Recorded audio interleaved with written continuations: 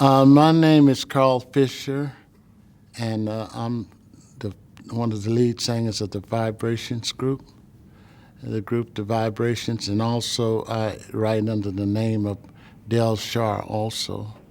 So that's who I am. Okay, so what brought you into the soul scene back then? Well, back then when I started, it was really called rhythm and blues, but the soul terminology came in later on. But what brought me in was a lot of the guys that I saw, like the Moonclothes and the Flamingos and people like that. I would see those groups, and also my father sang gospel, and he would sing around the house when I was small, and so I just kind of picked it up like that, you know. All right. Do you know where the term soul came from? Was there someone like a journalist or whatever who started calling this music soul, or?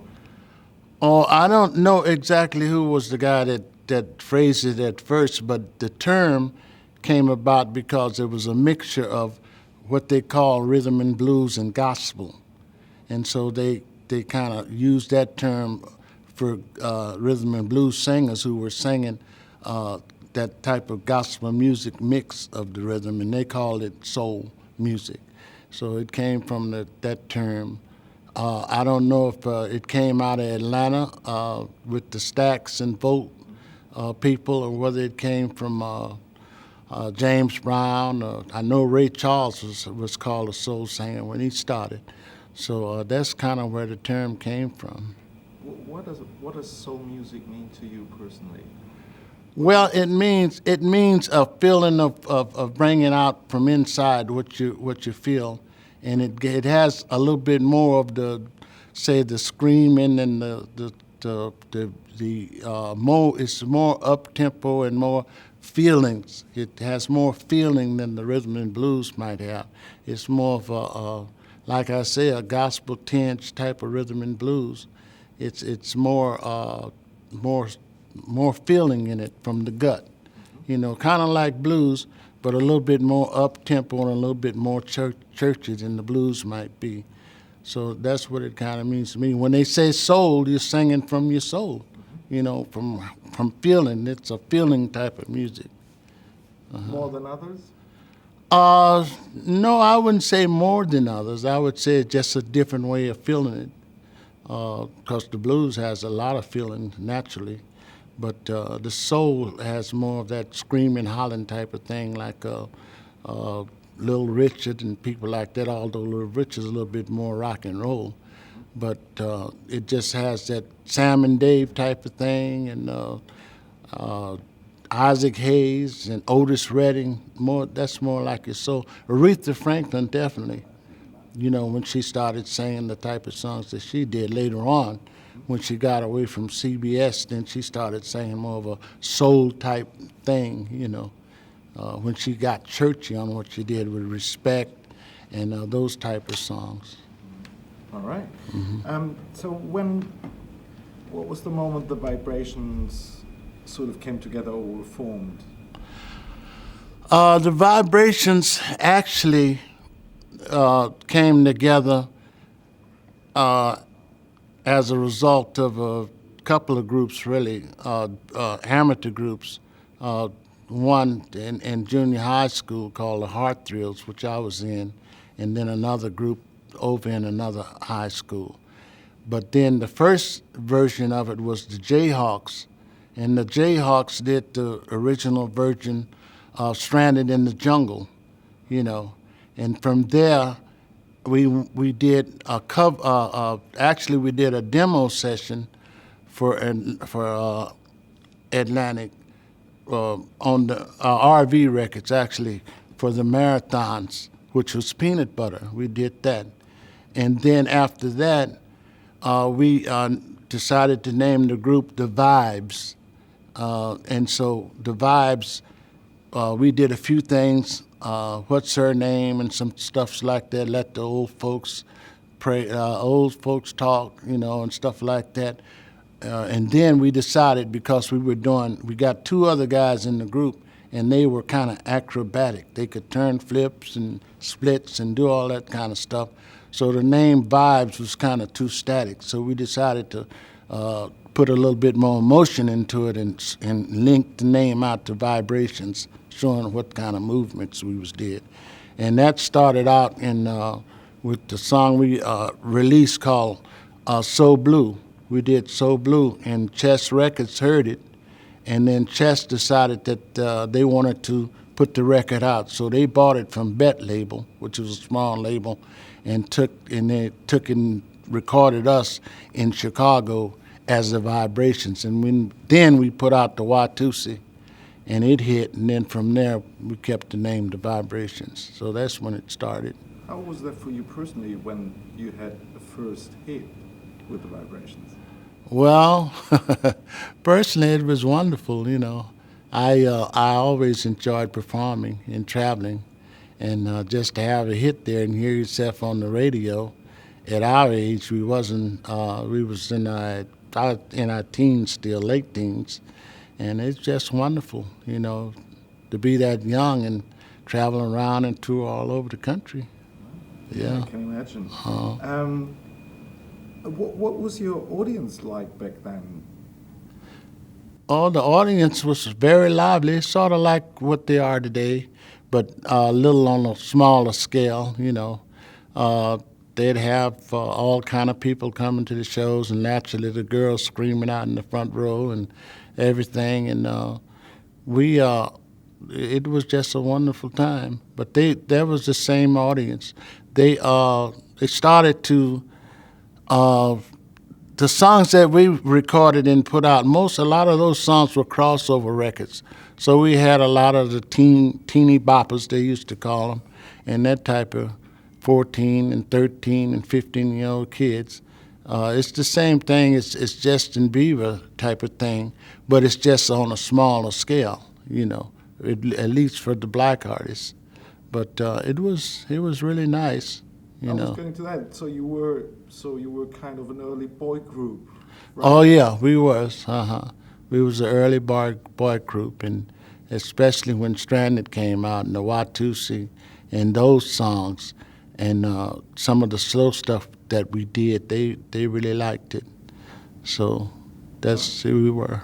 And who supported you in the early years? There was a lot of people. A lot of the old time people would kind of advise you on how to do things. Especially the group, the Cadillacs. They're known for their choreography, and they kind of told us how to do certain steps and things. When we went to the Apollo. Also, Charlie Akins and Honey Cole, who were like a dance team at the Apollo Theater, and they would show us choreography. Charlie Atkins went to Motown and did the choreography of most of the Motown acts. He was the one behind them, schooling them in the dance routines and stuff like that. And so the other half, which was Honey Cole's, was schooling us in what we did, and a lot of the stuff we taught ourselves how to do, and different people like that. The Flamingos and all that bunch, they would tell you things. It was a lot of people helping each other, really, and so they kind of worked together. They would take you under their wing if you were a young group, and they saw that you was really trying to do things for the best. You was trying to do it. Cool. Yeah. So do you do the same routines today on stage as you did back then?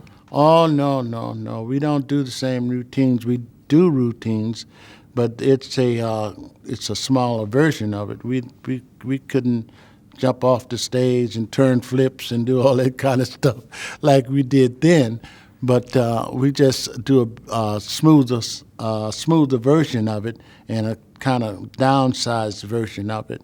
But at that time, we used to jump off the stage at the Apollo and turn flips out in the audience and come back and jump on the stage and split and do all those tumbling things that, at my age I can't do anymore. So.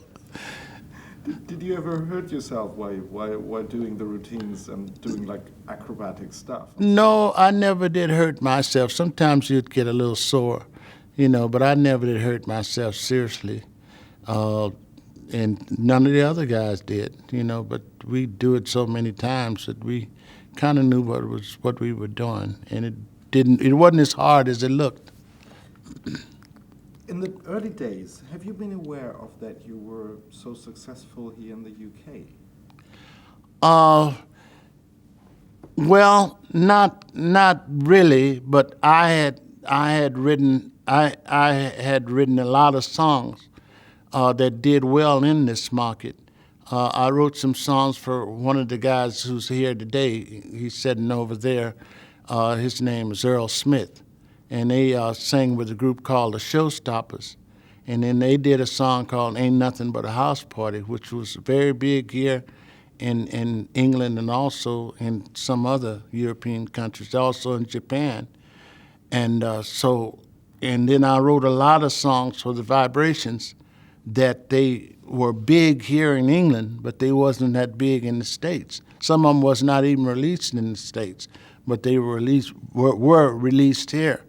Then I wrote some songs for the Volcanoes, a song called Storm Warning and stuff like that, and for Wilson Pickett. And those songs kind of became big hits in what they call the Northern Soul movement. A fellow by the name of Weldon McDougall. I worked with him and Gamble and Huff and those people. And then when they created the Northern Soul movement, then the people wanted to see who did these songs, who wrote them, who sang them, and all of that. And so that's how we got over here. Right. Well, what do you think? How did it come that the English seemed to appreciate your stuff more than the Americans did? I don't know. It's kind of a funny thing. I don't know whether it's because of the fact that that their groups came to the States, like the Rolling Stones, who we toured with, the Moody Blues, and those kind of people, and they came over to the States, and they were such big hits that they wanted to find out where this music was coming from that those young British acts was listening to. And so when we came over in the 60s, then they wanted to see who was doing this type of stuff, and they just enjoyed it. And then they wanted to hear more of that type of music, and they just liked some of the offbeat type of things, that wasn't released in the States. And they just had a different taste in music. Plus, they seem to be more of a collectible people, and they are really into the history of the music. And so I guess that's kind of what it is. So when you came here the first few times to England, do you remember any crazy, cool story you went through while being here? Oh, excuse me. We went to some little club, and there was a three-piece band in there, and one of the guys was a heck of a guitar player, and it was Jimi Hendrix. So we didn't know who he was at the time. So it was before he really became a big hit. I saw him in the States, but man, I said, this is some kind of a band here. It was the three guys with him, Jimmy and the other two guys, the Experience, I guess. And they was really, really good. And we went to Germany, and I really did enjoy Germany. And we had good times over there. Right. Yeah. You said, and I didn't know that you were touring with the Rolling Stones. How did their kind of rock music and your soul music got together? Well, the Rolling Stones, they were so down into the blues and down into the rhythm and blues and all of the black music and stuff like that, especially some of the guitar players, Keith Richards and those guys. We did 40 days with them in the States. Us, Patti LaBelle, Bo Diddley, and somebody else. And we went all up to Canada and down through the South and places like that. And they one night they wanted to go out to a club, and we went to a little hole, what they call a hole in the wall, a little place there where they don't have a back door. They just got a front door. So we went there, and when Keith Richards wrote his book, he put the fact in there that we went out together to this little club, and he mentioned that in his book that he wrote, and so they were down to earth like that, you know. But as far as the talent, man, they are a very talented group, and Mick Jagger, he's just something else. But the guys were very friendly, and you know, when they came over here, they went to Chess Records, and because they wanted to see what the people like Willie Dixon and Buddy Guy, and they want to meet all those guys, you know. So when they came over there, we saw them there too in Chicago, because we was recording for Chess at the time. And I don't know whether that stemmed, but later on they invited us to go on that tour with them. So I don't know whether that had something to do with it or not, you know. But we had a great time. Sounds like a cool experience. Oh, it was. It really was. When and how did you first hear about Motown and Stax label? Well, with Motown and Stax label, the first time I was aware of them was when I heard Mary Wells. You know, I heard Mary Wells and the stuff she was doing, and it just sounds so different type of beat that I kind of got turned on to that. And then later on, we were already the Vibrations before the Temptations ever came out. So that came about a little later. Smokey, I met Smokey Robinson actually before I met the Temptations.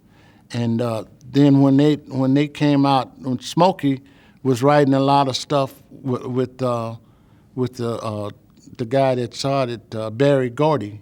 You know, he was writing a lot of stuff for Barry Gordy. But they worked at Chess Records for a while too, until they changed over and they went into their own thing. Barry Gordy pulled Smokey in with him. And so when I went to Motown, actually when I wrote the songs like the storm warning songs and the stuff for the Volcanoes, Weldon McDougall took me to Motown because we did some of the tracks at Motown for the Volcanoes, who became the Tramps. See, so that's how I met them. And then, you know, we met the Temptations when they came out, and met Paul and all of them. You know, Paul, I was closer to Paul than I was to the rest of them. He was just a real friendly guy.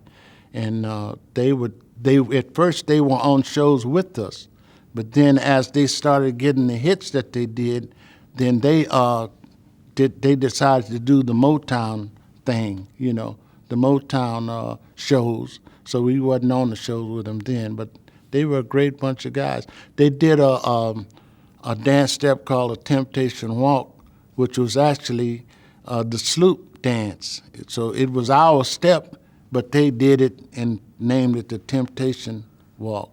So we were that close, you know. All right. So that's how I ran into them. And was the Stax label as important as Motown was for soul music? To me, I think it was. Motown was actually a different brand of music. The Stax and Bolt stuff was more soulful than the Motown stuff. The Motown stuff was more pop, more of a. It was more into the everyday people thing, whereas the Stax Bolt stuff was more gut bucket, more down to earth. You know, it was a little bit more soulful than the Motown thing. But I think both of them were very important as far as the independent record labels. Kenny Gammell's record label, which was Philadelphia International, they copied the Motown thing to try to start their record company. That's how important Motown was. And so did Stax. But the Stax had more of a southern gospel type feeling, the soul feeling, than the Motown thing. Motown was like the big city type of thing. So that's how that. Do you think artists had good chances to make a career outside of these big labels?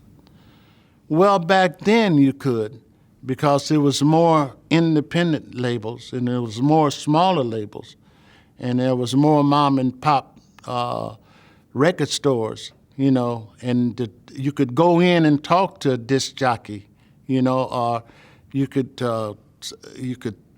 kind of get into the record company easier then than you can now. Everything right now is so, all the big companies have kind of bought up all the small companies, and then they spend so much money trying to get the records promoted, and most of the time it's going out over the internet and stuff like this, and you're not making that money. And it's kind of a different type of business now than it was then. You could go into a record company, a publishing house, and sing a song, and the guy would just sit there and say whether he wanted it or not. But it's hard to try to do that now in the record industry because it's kind of hard to get your foot in the door. But back then it was a little easier. All right. Would you say soul music still is an underground genre or not? I would say it is. I would say it is to an extent. The soul music type of thing morphed into hip hop and rap and that type of thing, and then you find that it's coming back sort of with not as much soul, but sort of with the Bruno Mars type of thing, and some of the white artists copying that style and singing to that style.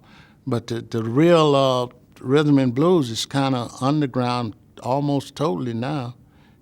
Most of the stuff that you're hearing on soul music is stuff that was recorded a long time ago. And either they're covering it, or either they playing the songs that were played back then in the 50s, 60s, and 70s. But that rap and all that stuff is just taking over everything, especially hip hop, or either the pop and the country is also in there. But it's not the same as far as soul music is concerned. Not to me, Would you consider is someone like Beyonce? Is she a soul singer or is she pop? Well, Beyonce is more of she's more of a pop artist now. The stuff she's singing is more it's more a mixture of up tempo. It might be it has some facets of rhythm and blues in it, but it's more digital, more polished, to me. What do you think? What changed for African American musicians since the success of Motown and Stax? Well, for one thing, the thing that I think now is like I just said, is digital music. It's a lot of that stuff is not being played by musicians. It's being played by digital pianos and computerized music and this type of thing. So it's a lot of musicians are going into jazz or something like that, because they've digitized everything. A few of them are still around that are pretty good, But that to me seems to be the main change, is that it's hard to find a live musician anymore. They want to hear. A lot of times they don't want to hear live musicians. They want to hear all of that digitized stuff, so they don't have to pay as many musicians as they would with the live musicians. But money is the music killer. Money is the thing, and then the radio stations has got everything tied up to where they only want to play certain things, and they got a short list that they play, and everybody plays the same list, unless you go to an alternative radio station or some small radio station or something like that where they specialize in a certain type of music, and that's kind of the best way you can go. It's hard to get out there and record today and make money. You're really making the money off of the tours and stuff like that, Right. So I would like to give you a few names out of the soul scene, and if you admire those people, tell me. If you say, no, not interested, just let me know. The first one, do you like and how important is Sam Cooke? Sam Cooke was very, very important. Sam Cooke is one of the people that married the rhythm and blues to the gospel. Plus, he was a great, great writer and a great gospel singer. He sang with the Soul Stirrers and people like that. And his father was a preacher. In fact, his father was a preacher. Didn't want him to sing soul stuff, rhythm and blues stuff, you know. But he was so influential in going that way as far as the soul thing, because a lot of those songs like running out, some of them, I don't remember the names of them, but a lot of them were old gospel songs that he rewrote and put them to rhythm and blues, you know. So that's how close he was. He was very close, you know. All right. What about Otis Redding? Otis Redding is another one. Nicest guy in the world that you want to meet. We was over here in England, and he wanted us to do one of his songs. He wanted us to do a song called "Dangling on a String," and then we said we was going to do it when we get back in the States. But when we got back in the States, we heard he died in a plane crash. But he was just an open-hearted guy, very nice. Now, he had soul, you know. The way he sang his song, that's the definition of a soul singer. But he was very good. Influenced a lot of people, you know, like Sam Cooke. Wow. Sam and Dave. Sam and Dave was Dave, I think, was Dave Porter. I think he's the one, but he was a great writer. He wrote with Isaac Hayes, and they wrote together. I'm a Soul Man and all that stuff they wrote together. And he was very influential. They all were soul singers, but he was very influential, and he was a great writer. But I guess a lot of people don't know he was that good of a writer, but he was right in there, and you know what Isaac Hayes did. So there was a good team of people. Stax just had a different sound from Motown because they had a heavy hidden horn section behind them, and they had those horns, you know, the Memphis horns or what they call them. But they just had a little more raw sound than Motown had. Yeah. Maxine Brown. Now Maxine Brown, she was a very good singer. She came out with a few of those hits, and when I met her in person, she's a very laid back kind of a person, but had a wonderful voice. But I don't know if she kept singing. Seemed like somewhere along the way she stopped singing for some reason. But we did a lot of shows with her, and she was just a laid-back singer, very quiet type of person, you know. But I enjoyed her music, too. But I don't know whether she wrote her own songs or not, but I did enjoy her music.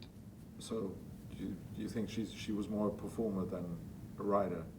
Oh, I don't know. Oh, you don't know. I don't know. I think she did write some of those songs. But was she important for the soul scene? She was important for the girl part of it. She was important because a lot of the later acts tried to sing like her, and that's also Rufus Thomas's daughter. She was very important too, you know. So she was there with Stax and all of them there with Rufus Thomas, and she was good. All right. You came from L.A., right? Back then.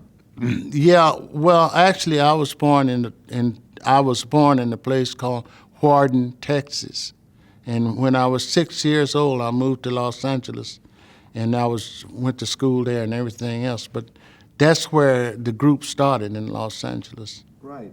And like in Los Angeles in the mid-'60s, political riots happened, like, for example, in Watts. Right. That's right. Did you notice them, and what did your parents' friends tell you about them? Because I think you were quite young when that happened. In the '60s, no, I was I was up there. I was in my 20s, but I was living in Philadelphia then. So when the riots came out, I was still back east. We moved back east because we could get more shows and more work back east, and we were recording back east with Chess Records, or either in New York with CBS, or either with later on in Philadelphia with Kenny Gamble and his label. So I wasn't there when the ride started. I knew some of the people that were there. One of the Olympics got killed in that ride. Charles, the one named Charles, Fraser, I think his name, Fraser, but he got killed in the ride. So I knew him, but we wasn't actually there when the ride started. I was there when they had the Rodney King ride, so I remember that one, and everything was burning, and it was pretty dangerous then, but I was there then.